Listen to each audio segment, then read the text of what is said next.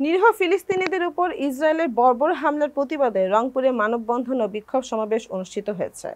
No work no school স্লোগানে global স্ট্রাইকের সাথে সংহতি জানিয়ে সকাল ৯টা থেকে বেগম রোকেয়া বিশ্ববিদ্যালয়, রংপুর জেলা school, police lines school and college সহ রংপুরের অধিকাংশ শিক্ষা প্রতিষ্ঠান ও নার্সিং কলেজ, রাজনৈতিক ও স্বেচ্ছাসেবী সংগঠনের সদস্যদের অংশগ্রহণে পুরো রংপুর শহর জুড়ে বিক্ষোভ মিছিল ও মানববন্ধন কর্মসূচি পালিত হয়েছে।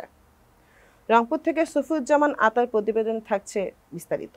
বক্তাদের দাবি, ফিলিস্তিনের উপর এই হত্যাকাণ্ড বন্ধ করতে হবে। মুসলিম দেশগুলোকে একত্রিত হয়ে হামলার প্রতিশোধ নিতে হবে। ইসরায়েলের যে পণ্য সামগ্রী বাংলাদেশে রয়েছে তা বর্জন করতে হবে। ইসলামী আন্দোলন বাংলাদেশের রংপুর জেলা শাখার আহ্বায়ক বলেন,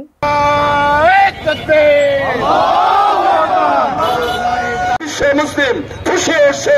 আমার বিশ্বাস এই পৃথিবীর মানচিত্র থেকে ইসরায়েলের মানচিত্র মুছে যাবে। বিশ্ব কেন যাচ্ছ না? জাতো ইহুদিদের বিরুদ্ধে, ইসরায়েলের বিরুদ্ধে অস্ত্র ধরো, ঠিক কিনা? আজকে